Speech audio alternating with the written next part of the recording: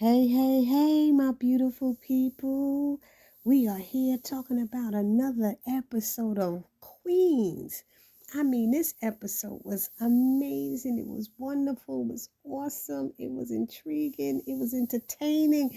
It was all that in a bag of chips. We talking about Queens Season 1, Episode 10, Nasty Girl Records. And before we get started with this episode and this recap, let me tell you in review, let's do a shout out. I'm going to do a shout out to all my subscribers and commenters. I'm telling you, I appreciate all of you. Thank you for those of you who've come back from 2020 and those of you who are joining new in 2022. And if you are new to my channel, I'm asking you right now to just hit that little subscribe button. Hit that subscribe button and join the fun on this channel. And for those of you who just are commenters and have not subscribed yet, why don't you go ahead and hit that subscribe button as well. And then I ask that you hit the notification bell, because then it'll let you know every time I upload a new video, and you'll remember where I am. You will remember June BLC. That's right. And once you've done that, also do me a favor, hit that little like button, leave a comment, and share with your frenemies. That means your friends and your enemies, or your families. You could make that go any way you want to. But anyway, let's move on with this episode, because I gotta tell y'all, I'm kind of giggling and trying to make fun out of it. But the reason this episode meant so much to me and touched me so much is because I'm a survivor of an assault. I am a survivor of a couple of assaults. And I went through something like that. And it's really hard when you can't really go forward and say anything because people don't believe you. They'll say you asked for it, especially as women. So this episode touched home. And it meant a lot to me for them too. And at the end, I'm going to put up that phone number that they showed at the end of the show. Matter of fact, I might even put it up at the beginning so that you can see it. But it means a lot. There's a lot of people out there who have gone through this or are going through it or whatever. And it says, if you know somebody, give them the number or call up or whatever it is. It's important. And I love all of you out there, and I don't want to see any women or men having to go through something like this. So please take care of your sister. Am I my brother's keeper? Am I my sister's keeper? Yes, you are. Let's look out for each other out there, right? Love you all. Now let's get into this show. Now, it starts off with Lady Z going out on stage to perform, and then Naomi came out there with her and performed. I guess she came out as explicit lyrics, right?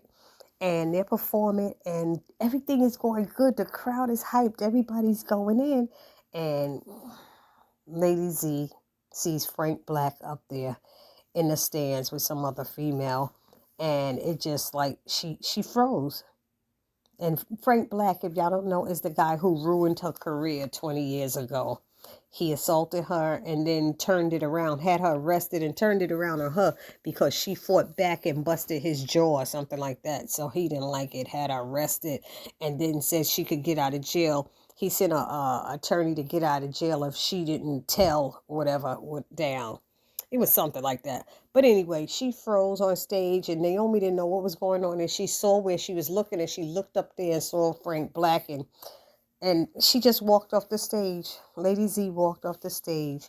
Next thing, they shoot over to them, she's home talking about it. She's talking with them about it, and Naomi is pissed. Like, he had no right coming there. He shouldn't have been there. And Eric's like, yeah. However, whatever, you want to take on this guy who's been in the business all these years, and all the back and forth. But then next thing they show, and they're doing a radio interview at a radio station. I forgot the name of that station. What was it? 109. That's what it was. Hype 109 with Just Incredible. I was like, is that his name? Just Incredible? And they were talking about their nasty girl records. So, of course, he asked questions like, "Is Muffin doing? Is she going by Little Muffin or just Muffin now?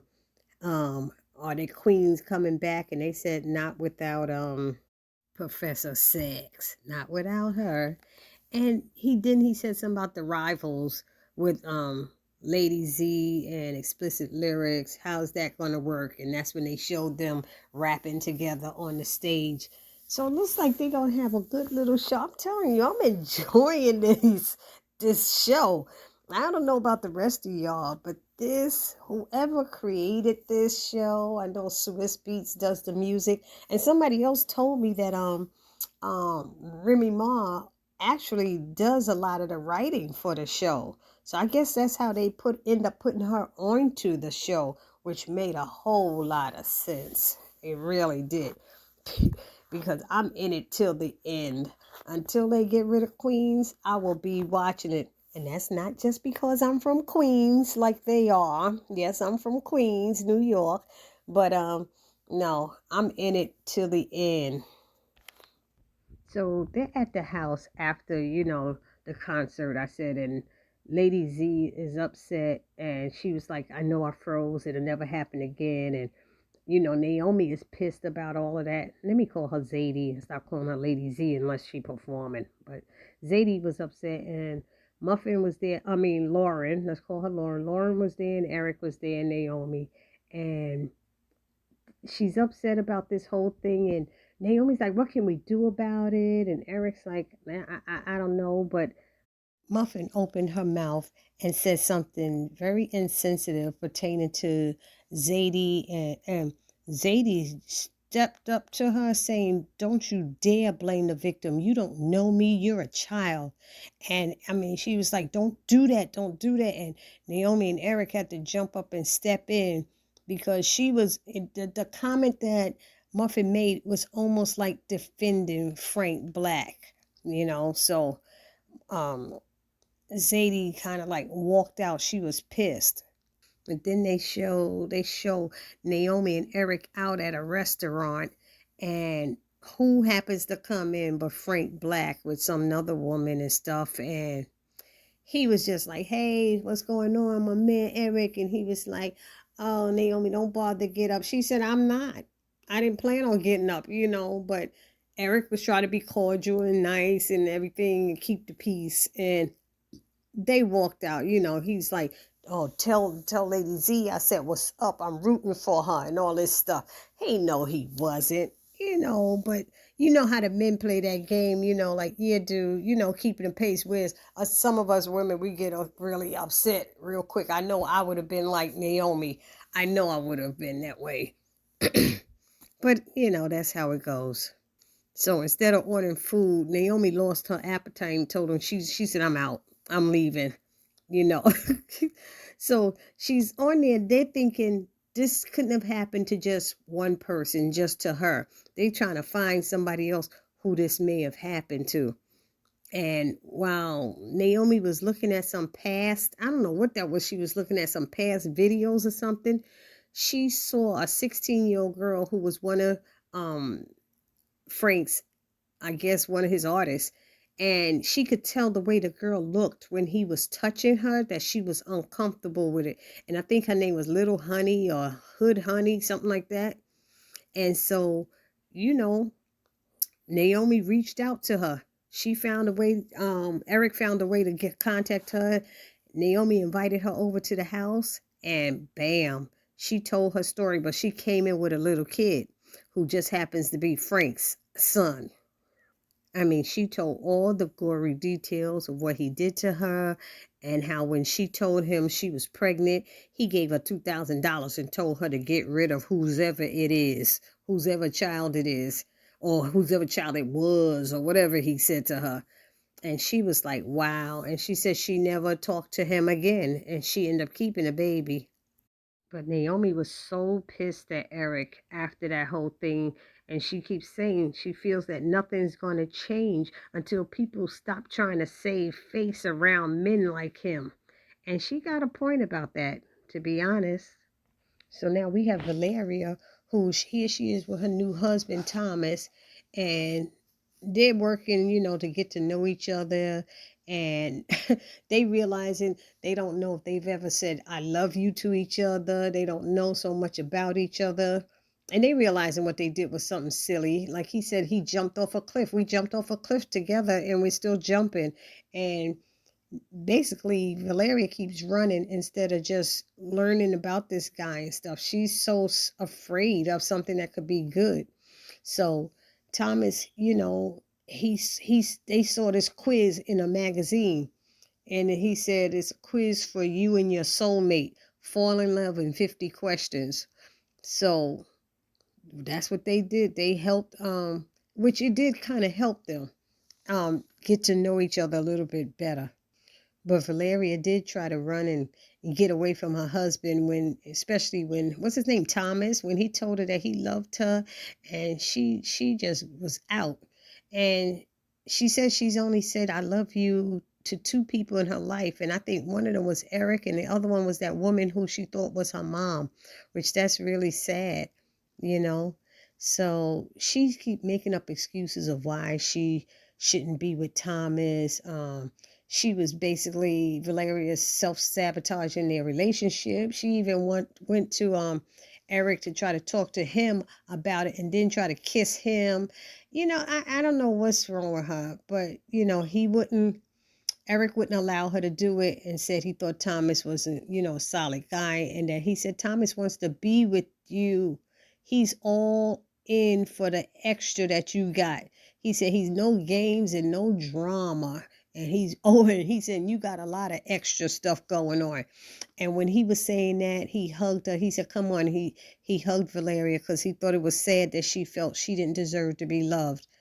So when they were hugging, Thomas came in after they had just stopped hugging, and he saw them. And Eric left, and they had a talk, in the studio. And what did he say to her?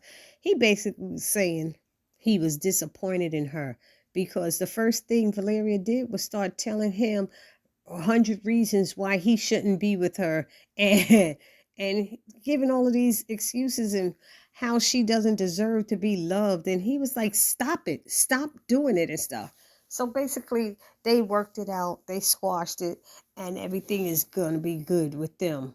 We got Jill went to church, and she's going to see somebody speak. I don't know, what is he, a priest or something like that?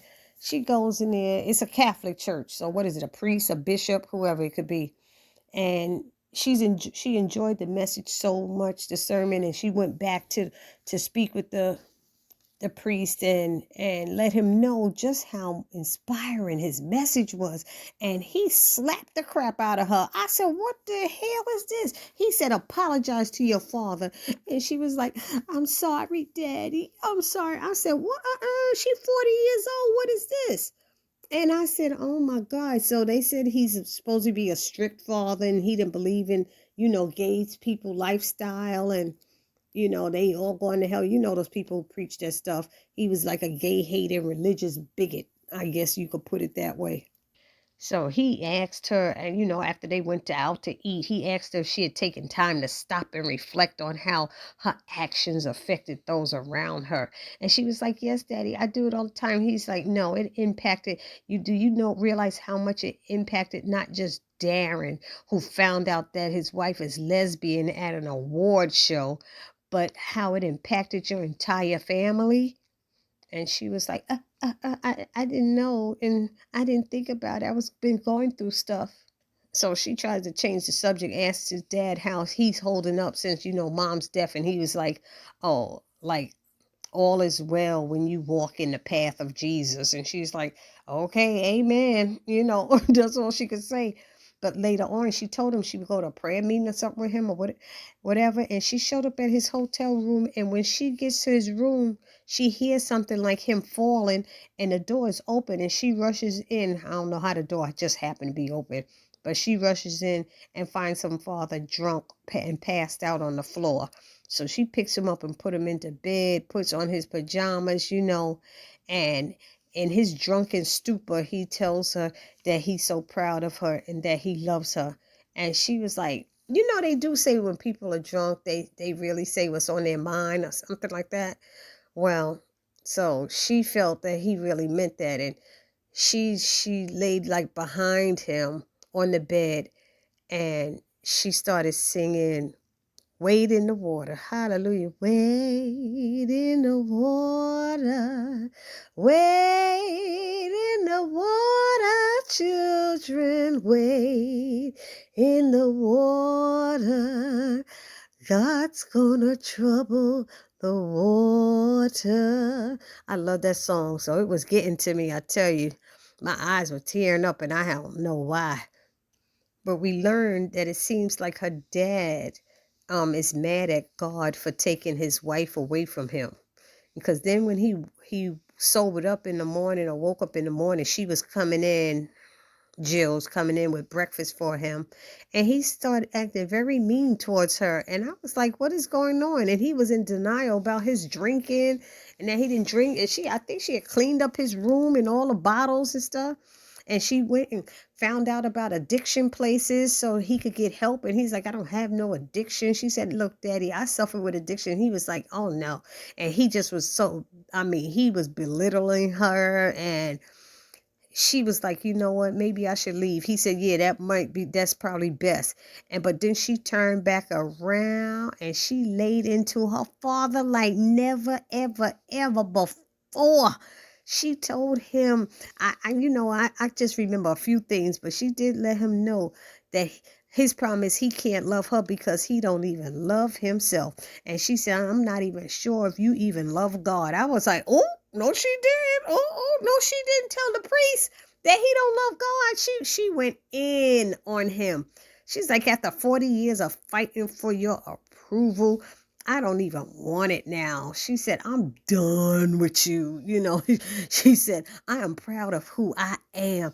And I'm Jill the Thrill, the lesbian rapper. I said, oh, shoot, or the rapping lesbian, whichever way she put it, who is worthy of unconditional love. And if you want to give it, no, she said, if you won't give it to me, you can go to hell. I said, oh, no, she didn't tell her daddy to go to hell. She said, and if you ever put your hands on me again, I have your old drunk ass arrested. I said, oh, no, she didn't.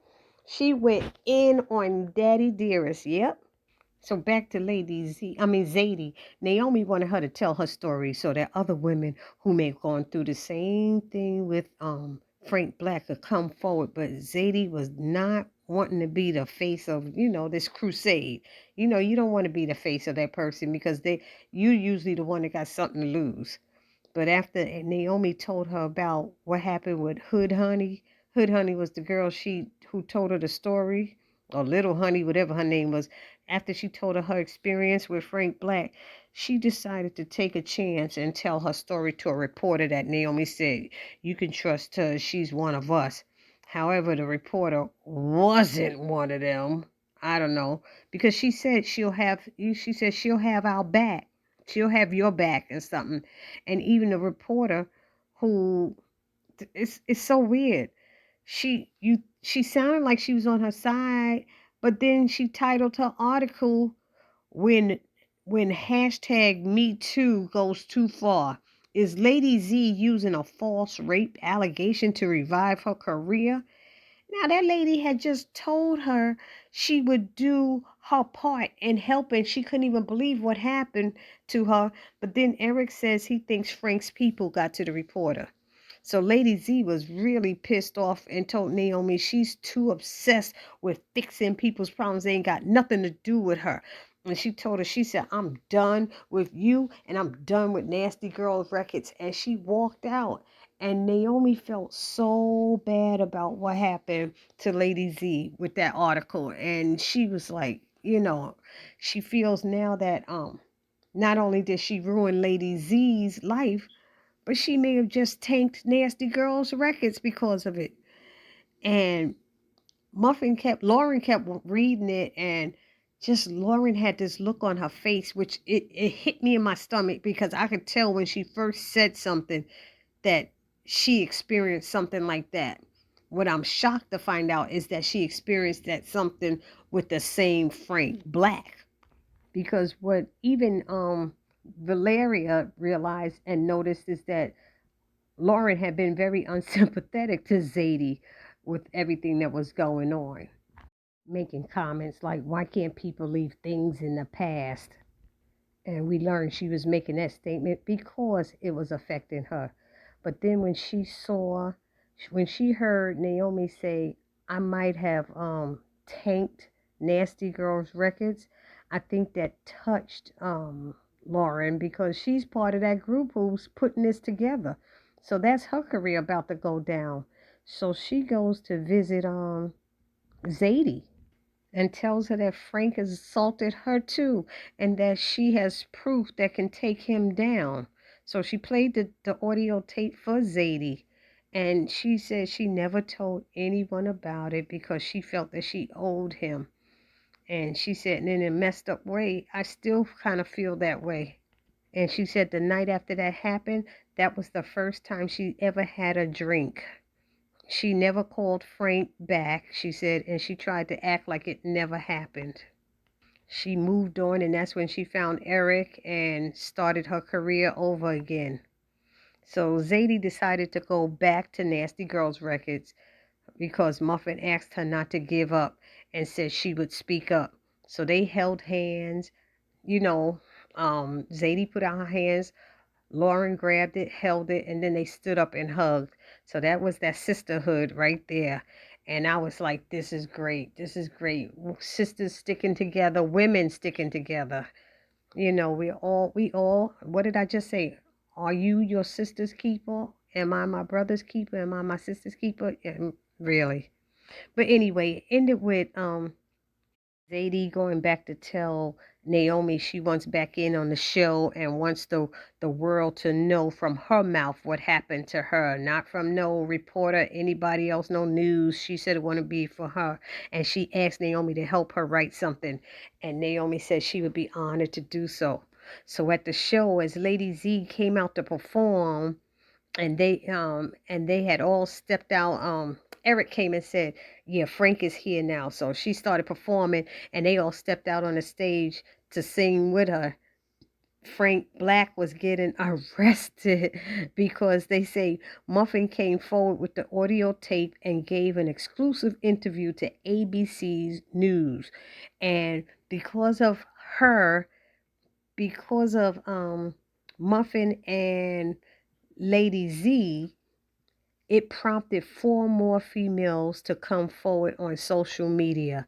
This is what I'm talking about. And that's what Naomi was trying to let them know. Maybe more people would come forward. And they did. And let me tell you, it also said Frank Black was arrested and held without bail on multiple charges of rape and sexual battery. And if he's convicted, he could do 40 years in federal prison. And they were all watching on TV. You know, they were watching the news, and the news was reporting that. But when they stepped out on that stage while he was getting arrested, they were singing, I'm not a victim, I'm a victor. I'm not a victim, I'm a victor. And this is what a survivor looks like. So take a picture. I'm not a victim, I'm a victor. This is what a survivor looks like. So take a picture. So I need to put a picture of me on the end of this video because I am a victor. And that is the end of this review recap. I love the show. Don't forget to subscribe to my channel. And don't forget to leave a comment down there below. Let me know what you thought about the show and about my review. This your girl, Barbie J, saying peace.